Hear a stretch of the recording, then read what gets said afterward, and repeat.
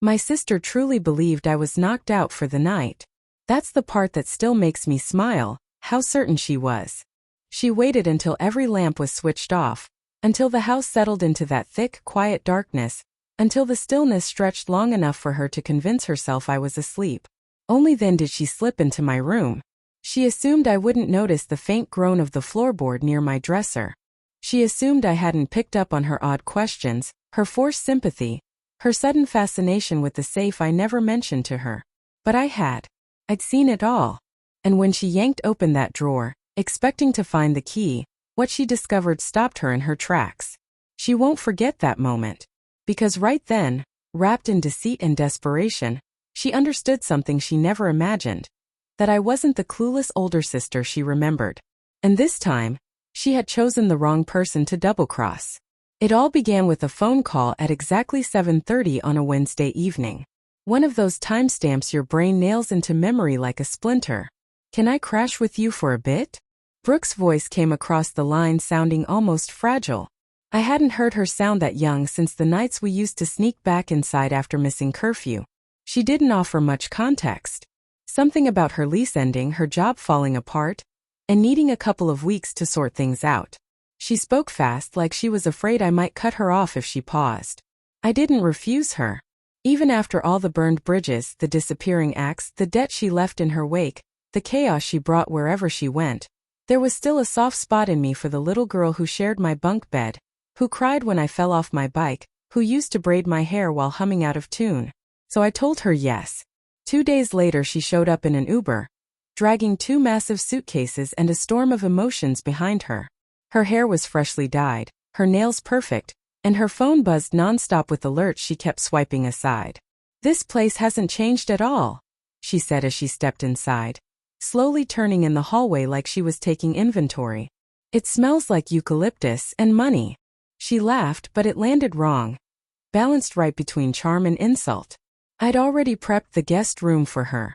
Fresh sheets, clean towels, a small basket of travel toiletries I'd collected from work trips. It was a habit of mine. Make people feel comfortable, welcome, safe. I didn't realize until much later that people like Brooke mistake kindness for weakness. The first few days were smooth, almost enjoyable. We sipped wine on the porch, traded stories about relatives, laughed about old memories. She admired my pillows, my coffee gear, the peaceful energy of the place. But she never unpacked. One suitcase remained partly open beside the door, ready to leave, or ready to grab something quickly. By the end of the week, the questions started. "Do you keep any cash around the house?" she asked casually while loading the dishwasher. "What if you forget the combination to your safe?" I noticed a locksmith van outside. "People ever try breaking in around here?" Each comment tightened a knot in my stomach. She wasn't wondering. She was planning. And when I walked in one afternoon and found her seated on my bedroom floor, insisting she was just looking for nail clippers, the alarm bells finally stopped whispering and started screaming. Brooke wasn't here for a fresh start. She was here for something valuable. And I was only beginning to understand how risky it was to open your door to family without asking what they brought with them.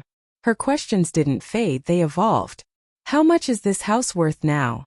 she asked one morning, stirring her coffee with a spoon like she was discussing the weather. "A place down the street listed for 1.2. You could probably get more." "I'm not selling," I said. "Still, good to know you're sitting on a treasure chest," she replied with a smile.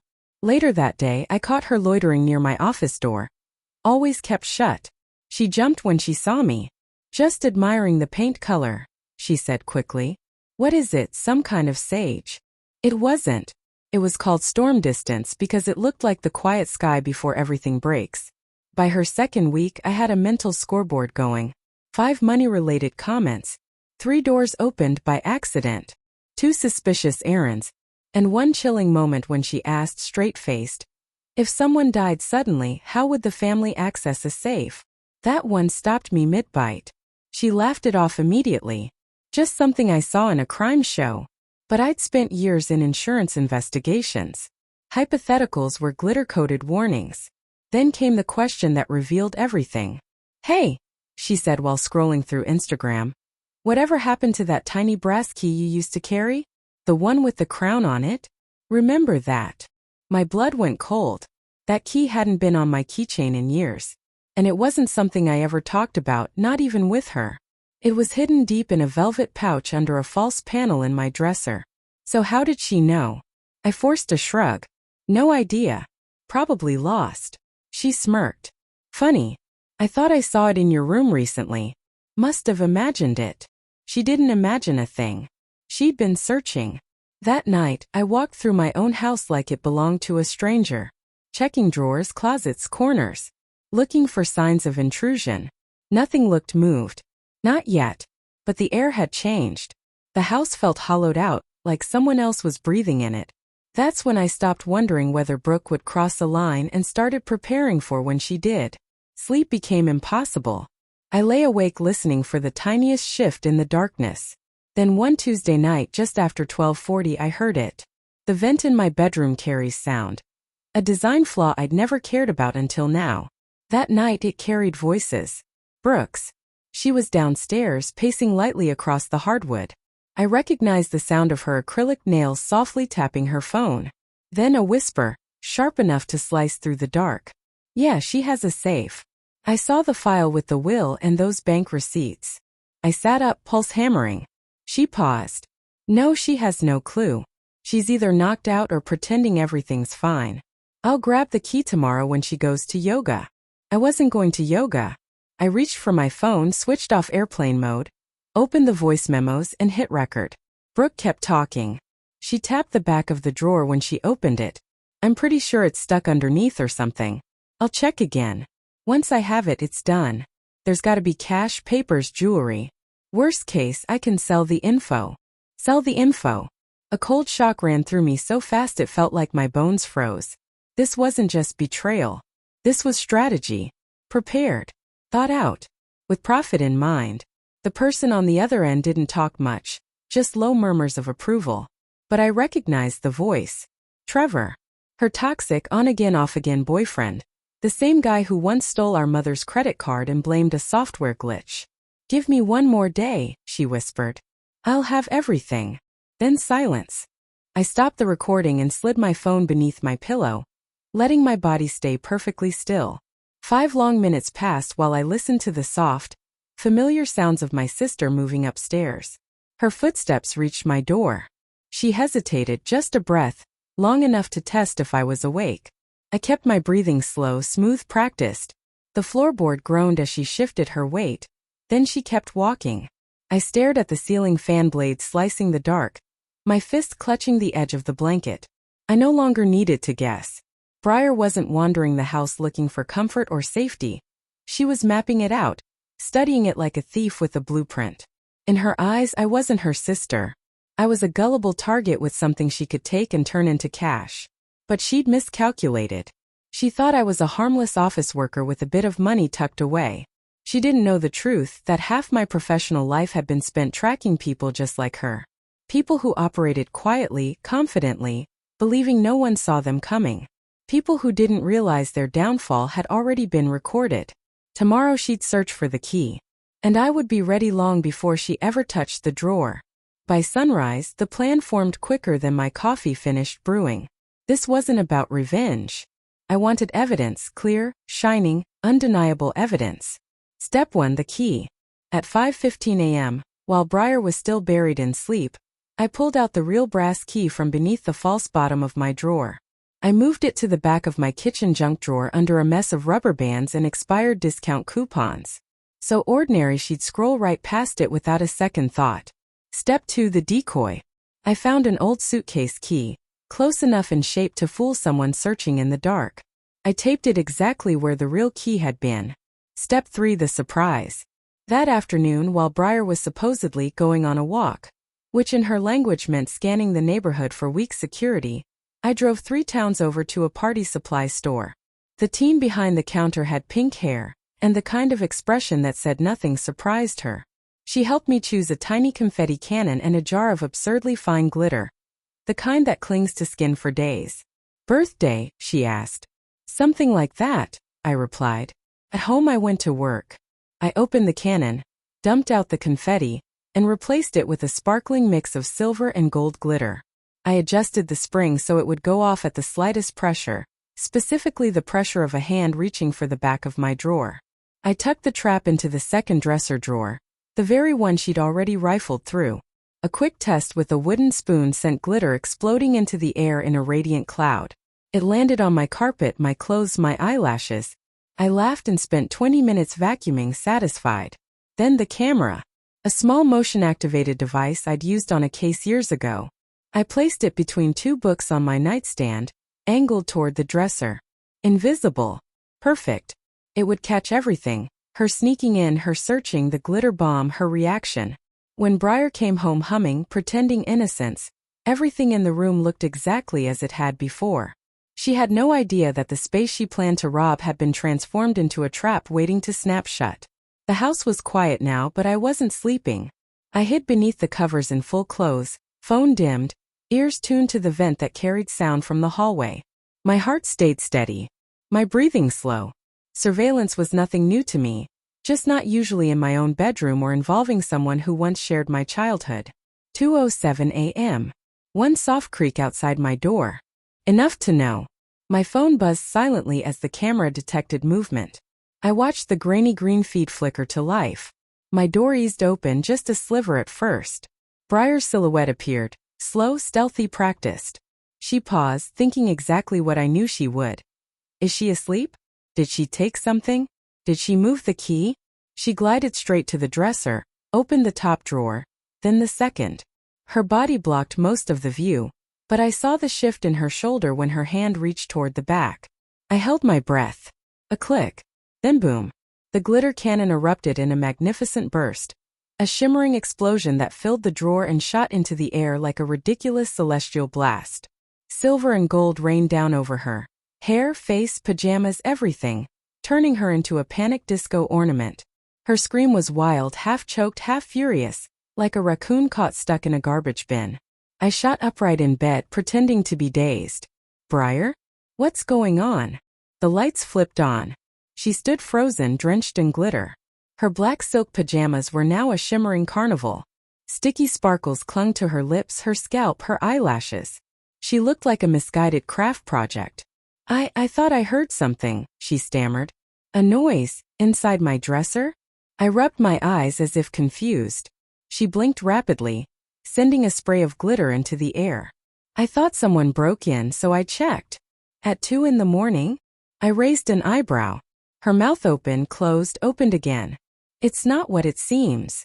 Oh good, I said, stepping out of bed. Because it looks exactly like you sneaking in to steal from me. I wasn't. I would never. I was just what, Briar? Looking for painkillers? Admiring my drawer organization? Hoping to find a spare legal document while you were at it? Her expression flickered, shame then anger. You set me up, she said quietly, voice sharp. Yes, I answered simply. I did. I lifted my phone.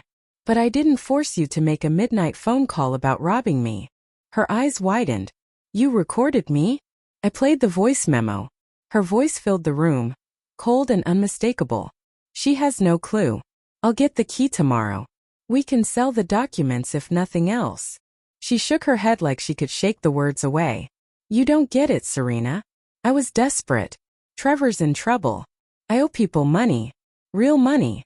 So you decided to turn me into your personal ATM. I said. Her eyes glistened but her voice didn't soften. You have everything. I have nothing. I have everything because I fought for it, I snapped. Because I stayed when you ran. Because I paid for the things you left behind. Because I grew up while you were still pretending the world owed you something. She flinched. Just barely. You didn't just come for my money, I said quietly. You tried to steal the one place I feel safe. A heavy silence settled between us. Then her face hardened like ice. I didn't think you'd actually fight back, she muttered. That, I replied, was your mistake. You thought I was still the sister who cleaned up after you. She looked down at herself, glittery, cornered, exposed. I'm leaving, she whispered. Leave the key on the counter, I said calmly. She glared at me, eyes shining with blame. I hope humiliating your own sister was worth it. I didn't respond, because it wasn't humiliation. It was the truth. A mirror she finally had to look into. She slammed the front door behind her, harder than necessary. Silence followed. Heavy, stunned, like the air after an explosion. Glitter still drifted in the room, settling on the floor like evidence of a storm. And for the first time I saw my sister clearly. Not as family, but as a thief who almost made me forget who I was. I didn't move immediately. I lingered in the hallway, eyes tracing the trail Briar had left behind. It wasn't just the specks of gold on the floor or the scratches along the baseboard. It was the invisible traces, the kind that cling to your memory. She hadn't even packed her suitcase. The spare key lay in the drawer, bent slightly from her grip. I closed it softly, switched off the overhead light, and noticed the camera's red light blinking one last time. I shut it off, slipping it back into its case like a surgeon finishing a delicate procedure. Downstairs, I poured myself a glass of water. My hands were steadier than they had any right to be. The adrenaline was gone, replaced by something heavier, grief, maybe, or the cold awareness that I hadn't just set a trap for my sister. I had uncovered who she truly was, and I had been right all along. I sat at the kitchen table listening for tires on the driveway, a text, a knock, maybe even one last insult hurled in passing, but there was nothing. At 3:30 a.m. my phone buzzed. One message. Briar. You always thought you were better than me. You finally proved it. I stared at the words, then deleted the message. It wasn't about being better, it was about finally seeing clearly. By morning, her suitcase had disappeared. I never saw the car leave. The version of Briar I once knew had vanished with it. Later, I found myself standing in front of the dresser again, just staring. The glitter still clung stubbornly to the rug. A stubborn shimmer I considered vacuuming, but I didn't. I left one patch untouched. A small reminder not of betrayal, but of the moment I refused to make excuses for someone who weaponized my trust. Of the moment I realized love isn't sacrifice if all it earns you is silence, secrets, and drawers full of lies. That day I changed the locks, not out of fear but freedom. The first weekend after Briar left, I half expected her return. I imagined the tires, her knock, the familiar voice pleading, "Serena, can we just talk?" But it never happened. Instead, a voicemail from Aunt Vanessa arrived. "Brookie says you kicked her out, that you set her up." What happened? I didn't call back. If Briar was still spinning stories, she was still trying to control the narrative. I wasn't interested in correcting lies anymore. I was learning to enforce boundaries and to value myself. Protecting yourself comes with its own grief. People celebrate healing and closure, cutting off toxicity, but rarely speak about the hollow ache that follows doing the right thing. It still hurts, even when you know it's necessary. Consequences, I realized, don't exempt family. They don't come with immunity. 2 weeks later, Briar sent a single text. "I left my boots in your guest room." I typed back calmly, "They're in the front closet. Come get them during the day. I won't be home." No warmth, no emojis, no invitation, just logistics. She retrieved them quietly the next afternoon. No knocks, no notes. That was the last I saw of her. Sometimes at night I wonder what would have happened if I hadn't set the trap. If she had found the real key. If I had woken to an empty safe with no proof, no footage, no voice recording. Only the gut punch realization that someone I loved had shattered my trust. Would she have confessed, apologized, or pretended all was normal? I try not to dwell. In the end, I didn't lose money or belongings. I lost the version of my sister I had invented, the one I clung to long after she had stopped being real. When her lies glimmered under the bedroom light, I finally saw the truth. Love can mean giving someone countless chances to do right, and when they don't, it means letting them face the consequences alone. 3 months later, the house felt peaceful. No more checking locks twice. No more recording devices. No more suspicion at dinner. Silence, honest and quiet. I had rearranged the guest room, not to erase her, but to reclaim it. Fresh curtains, new bedding. A potted plant that didn't care who had slept there before. One Saturday, I found a small envelope on the front mat. No postage, just my name in Briar's handwriting. Inside, I messed up. I know I can't take it back. I hope one day you remember more than just the glitter. B. I held it in my hands for a long moment. She wasn't asking for money or forgiveness. She wasn't trying to return. She was finally confronting herself. I didn't respond. I tucked it into a drawer near the kitchen, the one reserved for things that mattered once and might matter again someday. Not today, but maybe someday. Now mornings are quiet. I brew coffee without looking over my shoulder. I go to work. I read by the window, I laugh louder, I sleep deeper. And sometimes, sunlight catches a faint sparkle of glitter near the dresser. I could clean it, but I don't. It isn't a stain. It's proof. Proof that I saw it coming, that I survived, that I didn't let it destroy me. Justice isn't always apologies or courtroom victories. Sometimes it arrives quietly, in boundaries, in freedom, in the knowledge that one less key is in the wrong hands.